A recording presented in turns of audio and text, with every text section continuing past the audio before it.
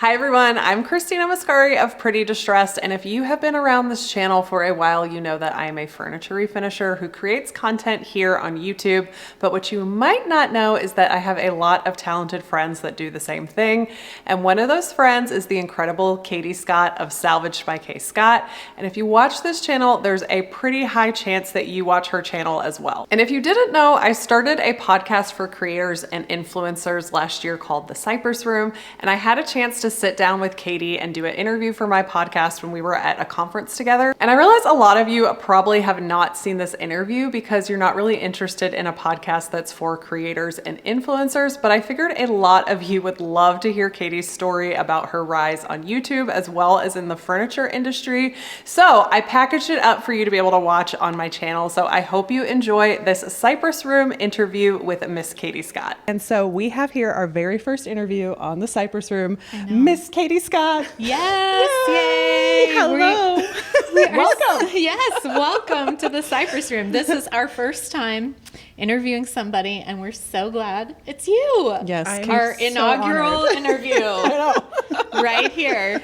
So just so you guys know a little bit about Katie, she runs a successful brand called Salvaged by K. Scott. She's based out of Canada.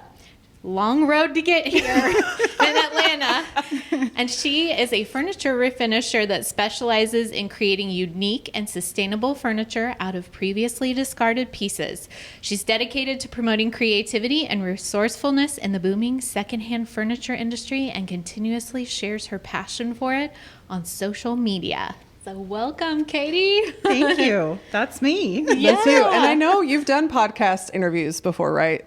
But is this your first in-person interview? This is my very first face-to-face chit-chat with good friends. So It's I'm really so fun. Well, we're so excited to have you here. You're our first interviewee. Yes. And I can't think of a better person to have on here because you are my favorite furniture artist. People always ask me that question, and I always say Katie Scott because you're just color choices, just the way you understand what's going on out with trends and design and everything. Do you have any background in interior design? I do not. So thank you so much for all of that. No, I don't have any background in design at all. My real world life before I became an entrepreneur was all in retail, customer service, and then human resources. So I don't know how I really fell into this whole world, but here I am, and I really love it. So maybe that's what it is. Well, let's start there. Will you tell us about your first piece of furniture you flipped and why you did it? Yeah, I think our stories are very similar, and I think that's one of the reasons why we connected at the beginning. I was a stay-at-home mom with two little boys, and we had just moved into this giant house that we couldn't afford. And I really had to fill a lot of spaces on a shoestring budget. So I hit the thrift stores, and then I hit YouTube to look for information on how to make the thrifted pieces look like the stuff that I wanted to buy from the big box stores. And I found you. Nuh-uh. Yeah. That's so cool. I found you. You were one of the very first, you and Jamie Ray Vintage. Jamie Ray got me going. Yeah. And gave me kind of the basics. And I remember sitting in our living room with a china cabinet that I wanted to turn into kind of a bookcase curio cabinet, and the matching buffet that I wanted to make into our entertainment center, which we still have, by the way. And I sat on the floor with you on my laptop, and you helped me paint through that first piece. I knew this. You didn't know Have this? you told me this? I think I have. That just okay, well that blows my mind because I don't know. I just don't. Isn't it weird? Do you still feel like, I don't have anything to teach anybody? Yeah. Why do we feel that way about ourselves? I don't know.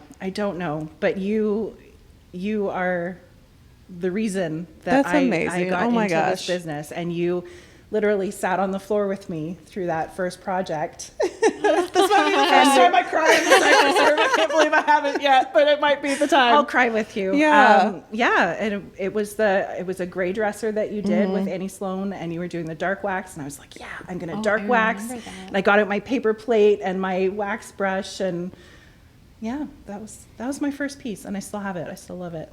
And I think like part of more of what we do than actually teaching people like, here's the best technique, here's the best paint. It's really just encouraging people like, you can do this. You can do like it. anybody can do it. Yeah. Because like you said, I have no background in art. I like almost failed out of art in high school, begged my principal to take me out of that class because I thought I was going to fail. Yeah. And so it's just if you literally pick up a paintbrush, I think anybody can paint furniture. Some people are better than others. There's lots of people that are really better than me now. Sure. But I feel like I was called on this earth just to encourage people to do things that scare them because you never know what's on the other side of them. Yep. Yeah. So that's really cool. That is really cool. Yeah. So tell us though, how did you go from watching Christina to deciding like, maybe I should get behind the camera and start recording myself doing some of these projects? Like what was that process? So that part of things didn't happen right away or very quickly. But taking those first couple of pieces that I fumbled my way through into creating my business, Salvaged by K. Scott, happened really quickly and really organically. So I did that china cabinet and entertainment center, and my mother-in-law came over and went, "Oh my gosh, you did that? You did that? It's amazing. Like people would pay for that." And then I had another local furniture refinisher see some other little project that I had done, that I'd posted on my personal Facebook page. And she messaged me and said, "Hey, do you mind if I share this? What's your business page so I can tag you?" And I went, "I don't have a business page." So I started my business Facebook page so that she could tag me, because I thought, oh my gosh, this is amazing. She's famous. She knows what she's doing, and she wants to show her people my work.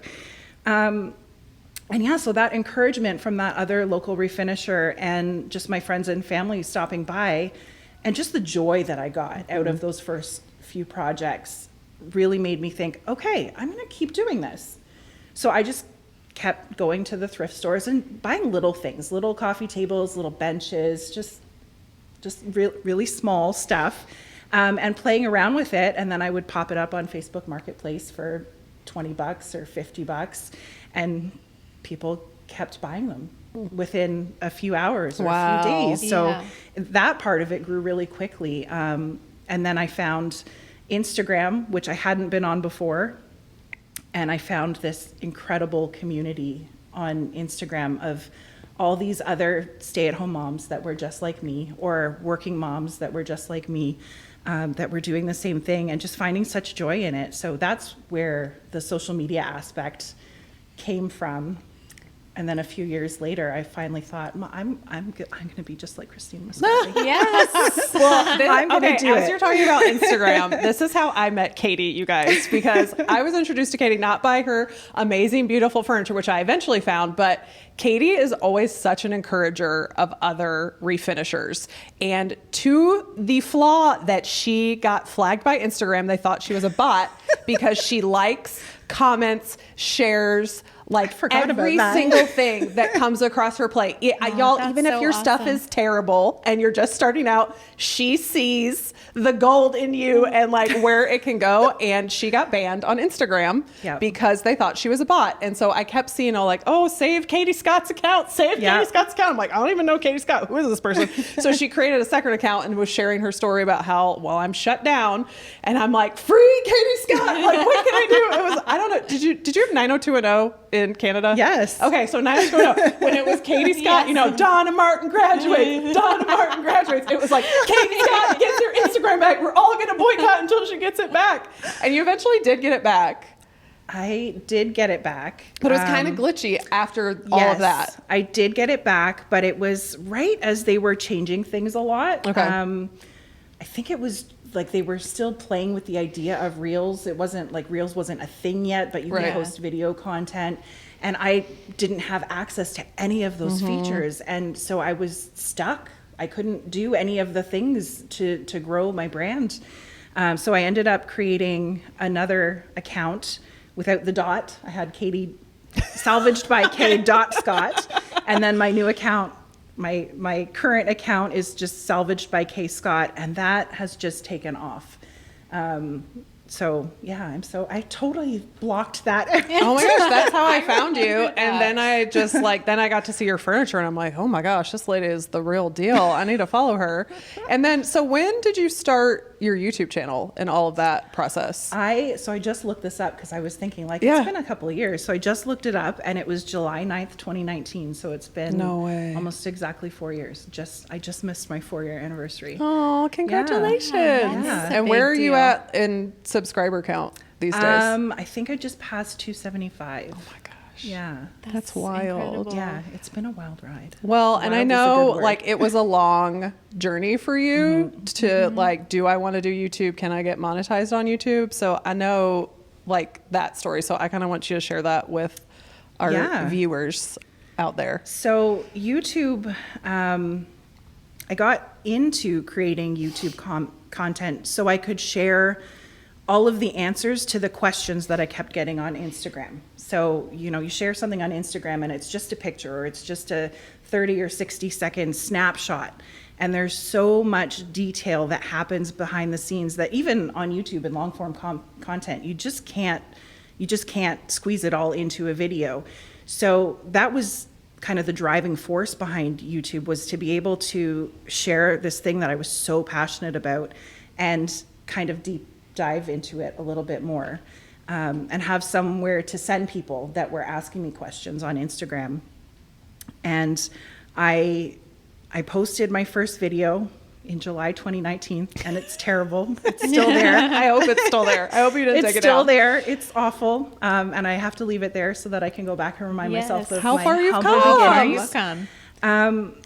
Yeah, and I had this idea because you had just started, I think, full-time, or were ramping up with that. And Jamie Ray, of course, Jamie and Zeb post 3 or 4 times a week, which is insane.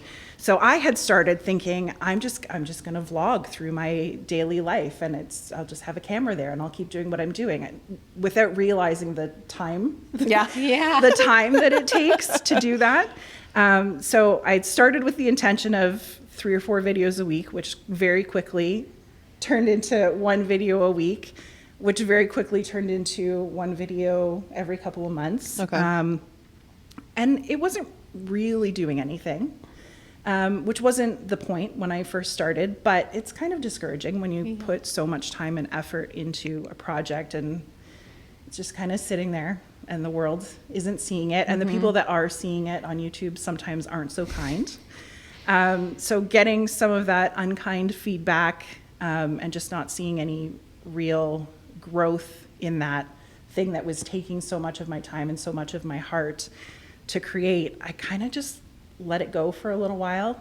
And then March 2020 happened, which is when the world kind of stopped turning. And I started to see an uptick. And by May of 2020, I had 1 video that totally took off.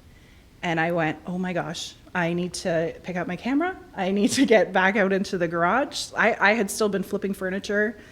So you weren't filming it. Were you kind of taking a break from YouTube at that point? I'd kind of given up on it. I thought, it's not for me. Do you remember when you posted that video? The first video that really took off, did anything, I think was in March. I think it was in March 2020, but it was a few months after that. So I had forgotten about it. I had posted it, forgotten about it. Perfect. Given up on YouTube. Yeah. Oh yeah. Yeah.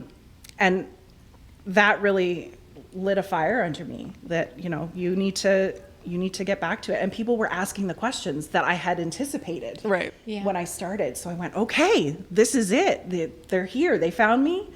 And I just picked right back up where I left off. And you messaged me to give me some support and let me know that you saw me, which was, again, another fire. Yeah. And I've just been hanging on by the seat of my pants ever since. Oh my gosh, amazing. But now when you look back on that season, do you see it? I mean, obviously you probably see it differently than when you were in the midst of it, but it's almost like you had that time of preparation where you were sort of hidden in the shadows so that when the world did shut down, you had already done all the practice, gotten the terrible videos out of the way. Absolutely. So that when people finally were stuck at home ready to refinish furniture, you were practiced up and ready to go. Yeah, I was ready for them when they were ready for Yeah. me. So That's it's kinda very cool. serendipitous, the whole thing. That's so awesome. So tell us a little bit, because I really love your design aesthetic and color choices. Thank you. Like, what's the inspiration behind them? Is it always your own personal style, or do you Yes. follow trends, or kind of tell us where your inspiration comes from? Yes. So I realized very early on that I was not interested in doing what other people wanted me to do on the furniture. I Yeah. can see that in you.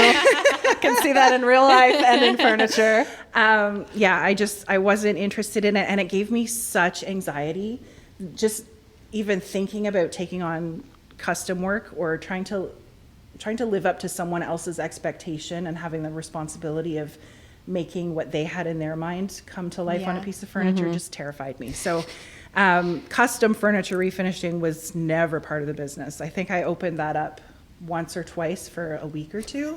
I think I've only done Quickly found out oh it was yeah, not for you. I just, not that I ever had a chance to fail at it. The anxiety that came from the opportunity to fail at it Yeah. was enough to scare me away.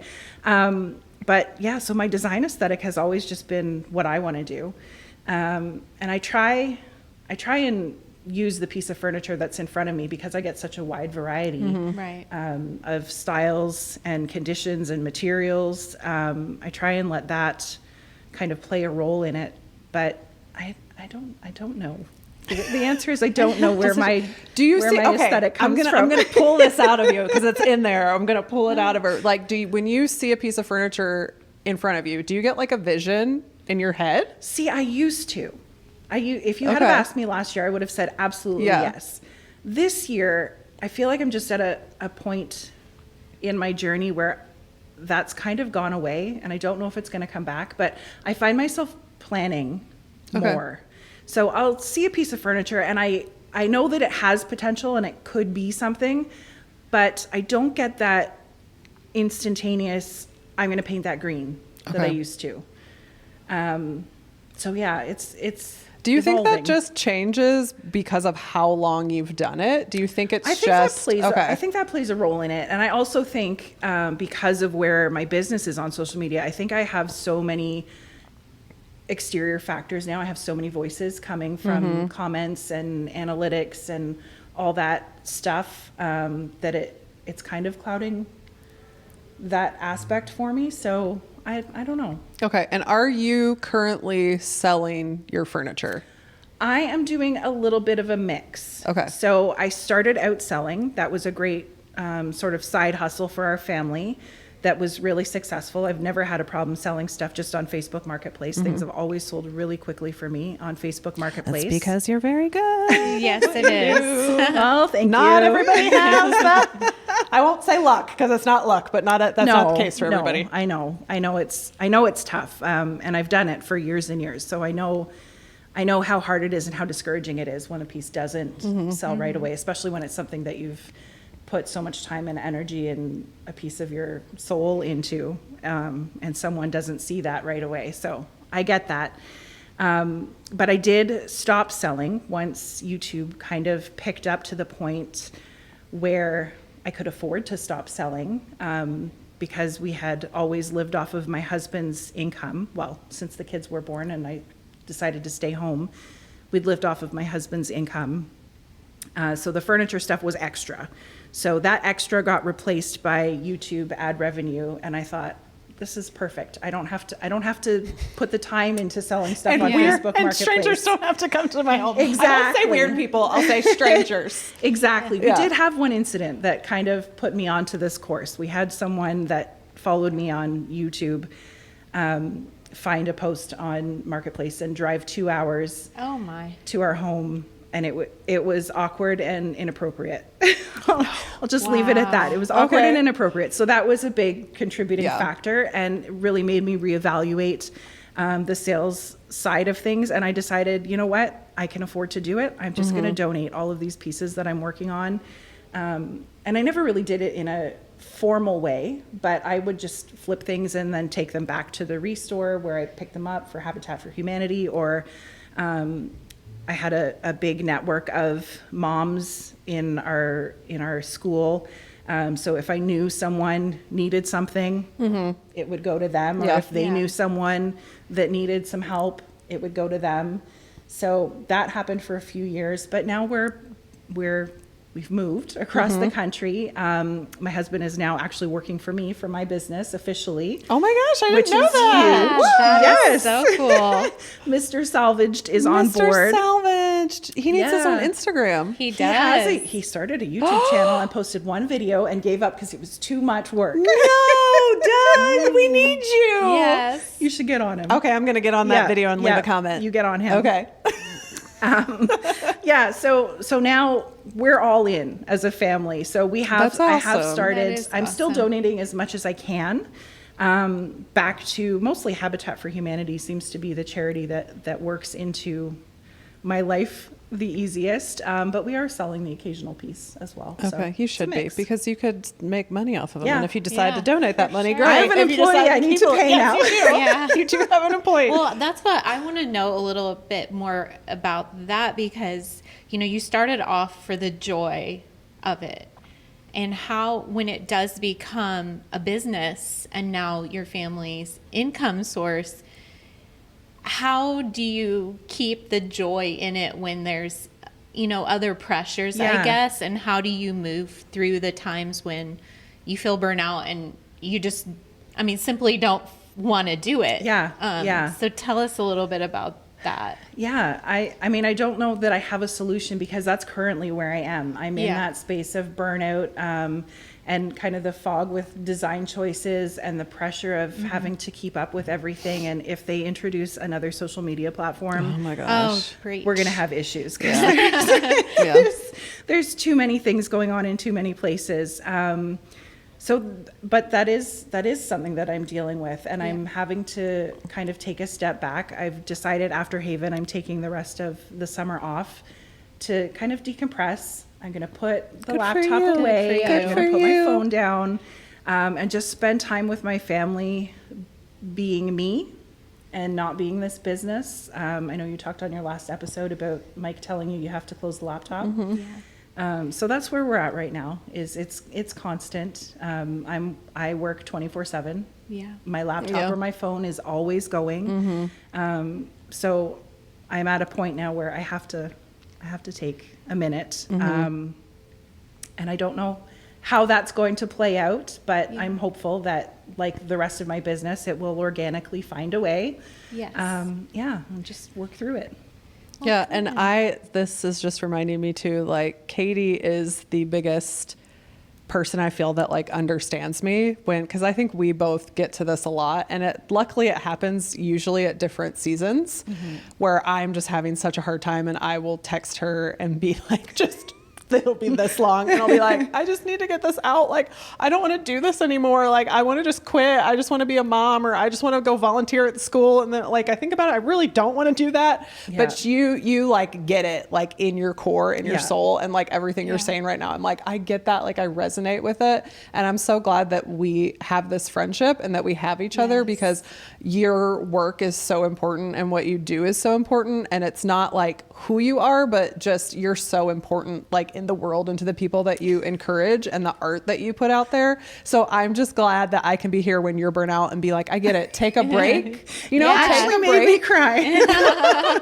Take a break, but like come back, and I'm going to be here to Yeah. support you when you come Yeah. back. Oh, yeah. And I'll be like, back. I and can't give up on to it be now. able to have people that it's like, you don't have to hustle, Katie. Like, you don't have to hustle. You're Yeah. you're right where you need to be, and like your channel's not going anywhere. Your followers aren't going anywhere, and it's because of like who you were when you had no followers. You Right. commented and you Yes. encouraged, and like you're a good person and you're extremely talented. So like take that break and take care of your Yeah. family and take care of yourself, and it's all going to be there when you get back. Yes. And Yeah. not only that, I think you're a super smart business person who you've really diversified where your income streams are coming from, so that you are able to take some breaks and it's not just zero Yes. coming in. Yeah. So tell us a little bit about, because I think you're unique in your success on Facebook, especially. Yes. So I'd love to hear just kind of your journey with like diversifying how you're spending your time, where you're putting your content, and where like your revenue sources. Yeah. So I started with Facebook and Instagram in a very small way. And then YouTube, the success of YouTube and being monetized on YouTube was a very long journey. And I more than once almost just deleted my whole channel. But once that did start producing sort of a steady revenue, that was my business. I decided to give up the revenue stream that came from selling furniture. So that was my focus for a while. But then about 18 months ago, I got an email from a media company reaching out to me asking if they could repurpose my Facebook content. And I was very skeptical because there are so many scams. Yeah. And we've Have you run into a lot of them? We've both had instances with companies that said they were going to do something and then nothing came of it. But I reached out to a few other creators who had some success on Facebook and asked them their thoughts, and they said, well, it's worth a conversation. So I had that conversation with that media company and felt confident enough to give them access to my Facebook page. I honestly didn't even realize that you could monetize Facebook. Neither did I think a lot of people nobody knows. Like it's Facebook this little is secret. a hidden like opportunity for a lot of creators that they don't. And I would say, I don't know about you, but I know my audience is I have a huge audience that is 50 plus. Yes. And those people are on They're on Facebook and they have money and they have time and they're watching videos. For sure. Absolutely. So I think on YouTube, my goal was always to focus the audience and the content around my peers and a little bit younger. But I've realized that it's not. It's the people that are coming up on retirement or already retired that are trying to fill their time with things. And those people are on Facebook. And Facebook monetizes their video content just like YouTube does. They put ads in the content and you get ad revenue just like YouTube does. And it's a dirty little secret that nobody wants to talk about. It's true. But it's a huge cash cow. So this media company did what they said they were going to do. They made my existing business Facebook page meet all of the criteria for Facebook, which I think they change it all the time. But I think right now you have to have 10,000 followers on a business page. It can't be a personal page. And you have to have... There's some criteria for watch hours, and you have to have at least 5 videos posted to your Facebook page to be eligible for monetization. So they got me to that point, and they took all of my YouTube videos. So it was about 2.5 years worth of YouTube content and re-edited it. That's a funny word. Yeah. Down to a Facebook friendly format that they knew worked well on Facebook. And it took off. Yeah, yours really took off. Like millions of views, I right? got a phone call after the first 4 videos went up saying, this is not normal. I love it. And we had a boomer of a year last year, and it really was life-changing. So now my income comes from Facebook is probably my top earner. That's insane. That is insane. And nobody's talking about it. Nobody's talking about it. I'm talking about it. I've had a few creators that I'm so excited to meet that are going to be here soon. Awesome. That I've been talking to in DMs that are also having really good success. You need to teach a class on Facebook next year. Anybody to know about it. Oh, she doesn't want anybody to know. But I will tell you, I'm doing the same thing that Katie's doing, and mine has not taken off the way that yours has. So it does. It ebbs and flows. But the thing is that it's possible. It is, and that's possible. what we're here telling you what has worked for us. And we're not saying if you do everything that we do, this is what's going to happen. But like you took a chance and it paid off. And I'm like, I'm going to do that too. And it hasn't paid off the way that yours has paid off, but it is like a little bit of income that's just another additional income stream. Yeah, exactly. Yeah. Now, are you still working with the company, or at some point were you able to take ownership of it and keep it going? Yeah, just yourself. We have just taken it back, and that's where Mr. Salvage Mr. comes Salvage. in. Is he editing? He is not editing. Okay. I am editing. So right now we've got all of the old stuff is already done and out there. So every time I create a new YouTube project, I take an extra hour and edit it into that kind of 3-minute Facebook friendly. So it's not really a huge time sucker for me. And then I just pop it into a Google Drive, and he's responsible for all of the scheduling and reporting and keeping track of all the behind the scenes stuff with Facebook. So yeah. Very cool. That is so cool. I think people are missing out on Facebook. possibility. Facebook is not sexy. It's not the thing. I've seen, but it is steady. It is steady, and it does have the ebbs and flows, just like YouTube. I know you talk about the summer in YouTube. Nobody's watching furniture flipping in the summer, because everybody's out at the pool having fun with their kids. So that's a slower season for us. And Facebook has the same kind of Christmas is nobody's furniture flipping videos at Christmas. So, but yeah, that's so cool. That's that. Now you are coming to us from Canada. But Canada. The great white is that north. right? Am I Is that how it wrong? goes? Very I believe good. your audience is mostly U.S., correct? Very much so. So are you scheduling filming content with that in mind, or do you just still you do you and Americans just happen to love it? And it's with products that are available in the U.S.? Like, tell us how. No. Okay. No. So I think the biggest thing that I've realized is that the population of the United States is somewhere like 340 million Americans. Yeah. Canada just in the last couple of weeks has passed the 40 million mark. Oh, wow. In population. I didn't know that either. So that's like 300 million more people. Right. So yeah, my audience on all of my platforms is very heavily weighted towards the US, just because there's so many more of y'all. So many of us down here. But yeah, I don't have access to the products that you guys have down here, so I couldn't tailor it if I wanted to.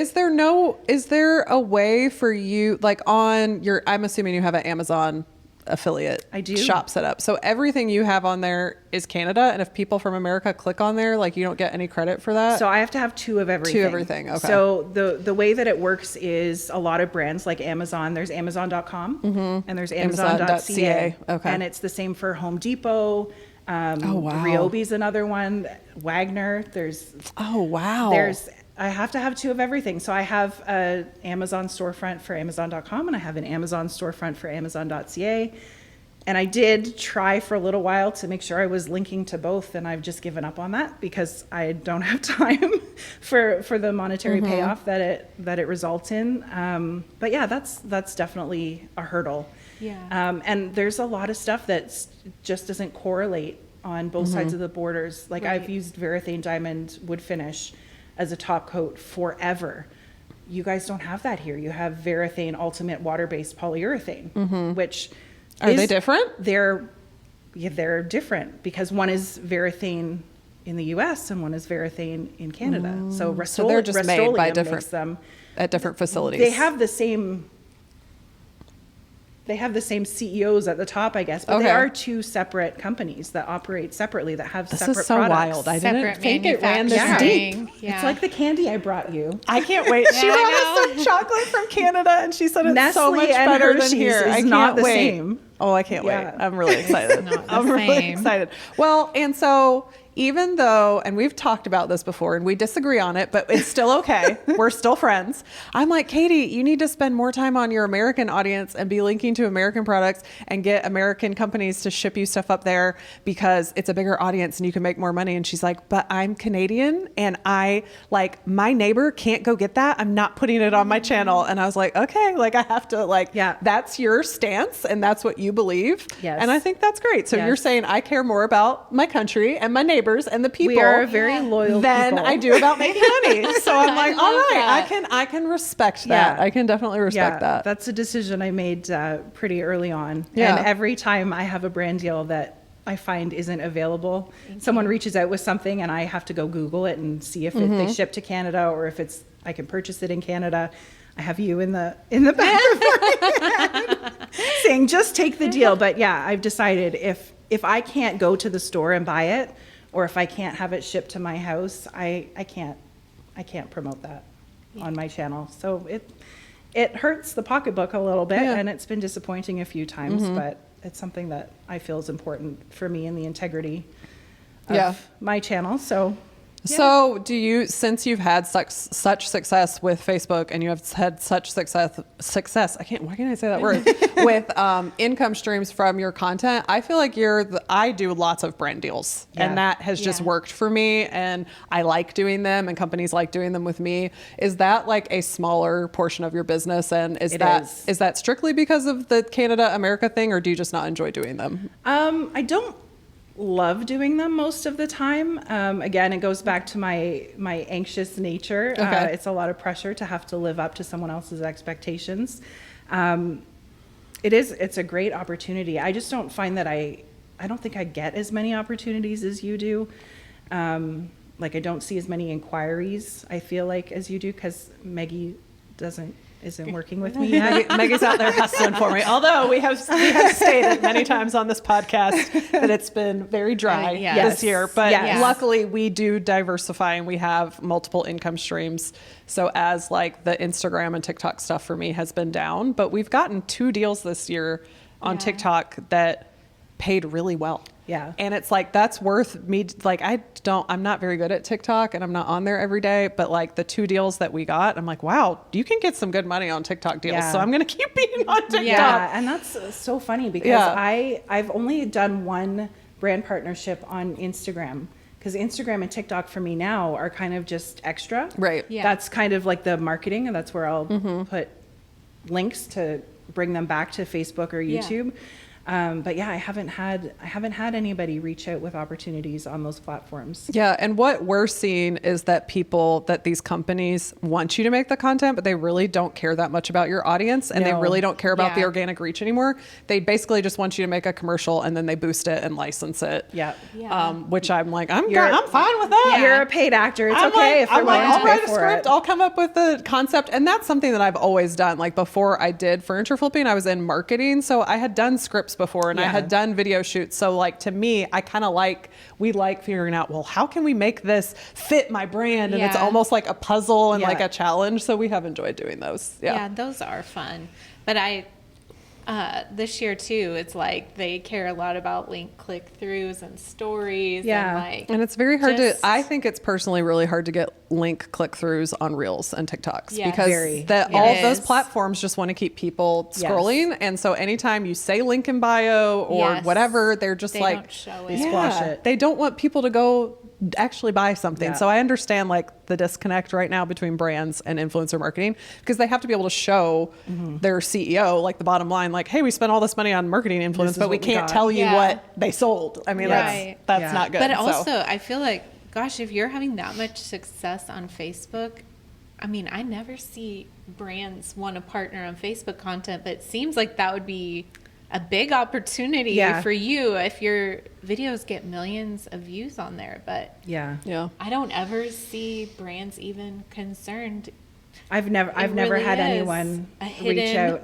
I always put it in when I'm negotiating. I always put it, hey, this is, you have millions of views on Facebook. These are my Facebook analytics. My reach is amazing. My audience is amazing. They're huge engaged numbers. on Facebook too. It's an engaged the brands don't ever seem to be interested in that. So we'll see. We'll see how it changes, because it is always a year from now evolving. You could be telling us something very totally true. different. That's just the nature of content creation. I feel like, right? it's constantly changing. You gotta be flexible. Maggie and I had a 7-hour drive yesterday. It was only supposed to be 4 hours, but it took us 7 to get here. And we talked about so much. We're like, can you think about where we were last year and the type of deals that we were doing, and the type of content that we were like, and a year, it's completely different. Yeah. I think you have to be so flexible. Yeah. And you've been doing this, just as long as I have, pretty full time since 2019. Yeah. So what's your encouragement to someone out there that is really thinking about content creation, has kind of started, what is your advice or encouragement for someone to be successful in the long haul? Because you've been through a lot. I have been through a lot, and I think it's important, if you feel called to share what you're doing, what you're passionate about online, you need to prepare yourself for the negative feedback that comes with that, because as humans, negativity is just sort of something that's in the fold, as nasty as it is. But I think you really just have to be prepared to persevere. There will always be things that come up that are amazing opportunities, and there will always be things that go terribly, horribly wrong that feel like it's the end, and you just want to curl up and hide. Not to scare people, but that's just the reality. That's life, right? And it's the same in business. I think you really just have to put yourself in that mindset of perseverance. You have to push through. You have to keep showing up, and be realistic with yourself. If it's not realistic for you to post a new reel every day, don't make that a goal. Yeah. If you're like, for us in furniture flipping, the creating of the content takes a full week because we're waiting for stuff to dry. If not longer, if you decide you want to strip a piece back. Exactly. Oh, I can get this done in 2 days. It's then 2 weeks later. Consuming. It's a very time-consuming niche that we're in. So you just have to be realistic and really sit down and think about, what can I do that's not going to disrupt my life, and just really be consistent with that and keep going. You just have to keep pushing through. But I think it's hard for people to do that if they don't find joy in what they're doing. Absolutely. If they're, I think that's the difference with each of you. How you started is it was very organic. You were just doing something you loved, and then you decided to film it.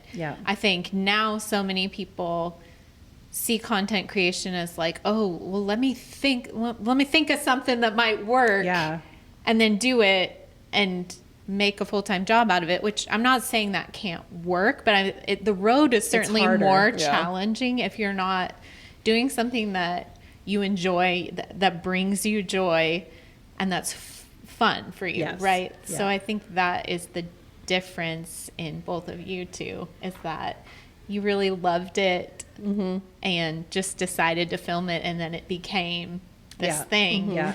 And you did persevere through the hard times, through the haters, through all of it. I still love it. I don't know if you feel the same, but as hard as it can be sometimes to push yourself through a project when you don't feel like being creative, you don't feel like filming everything, when you get to the end and you get that shot and you're like, oh, I made that. That's so cool. It still gets me, and that's what gives me just enough. No matter how hard it gets, there's still enough in there to start on the next one. So. And I think a huge part of your success too is just you've always been authentically you. Yes. And I even sat down today with Katie. I said, now Katie, we're rated clean, so no cursing today, but I understand that you're spicy, and I want you to be you, and I want you to feel comfortable, so we can bleep and post edit. We can do it. Oh, that's good. But you are good. You're spicy with soft edges, I think. I know she is, but I just love that you don't try to be anybody else. You'd never tried to like fit a mold or do trends, and you've always just been yourself and just showed up and I think encourage other people, even if you don't know that you're doing that. So I love that. I love it. I love it too. I love that my Canadian everything friend you put out so in much. the world, and I hope it all comes back to you tenfold. Thank you. It's beautiful. Oh my gosh, this was so much fun. Yes, it having was. you here, and I feel like we could talk for another hour. Of course, we will. And we will after off this, camera. off camera. And you guys don't get to see all the spiciness, but it's there. So if you guys do not follow Katie, I'm sure you probably do, but find her on Facebook, find her on YouTube, Instagram, TikTok. We will put all her information in the description box. Yes. If you have any questions for her, leave them down in the comments. We'll get them to her. We know where she lives. We have her phone number. I creep your comments. She'll creep in the comments, and she'll come in and message them. But we're just so grateful that you were our first ever guest, and I think it was amazing. I do too. So much wisdom. I love your heart to encourage other people, and I loved it. It was so fun. Yay. So we will see you next time on the Cypress Room. I hope you have a great day, and We'll see you next time. I hope you guys enjoyed this interview with Katie. Let me know your thoughts if you would like to see more interviews like this here on my channel. But in the meantime, you can just head over to the Cypress Room Podcast YouTube channel and you can check out all the videos and interviews we've made over there. As always, thanks for being here and I will see you in my next video.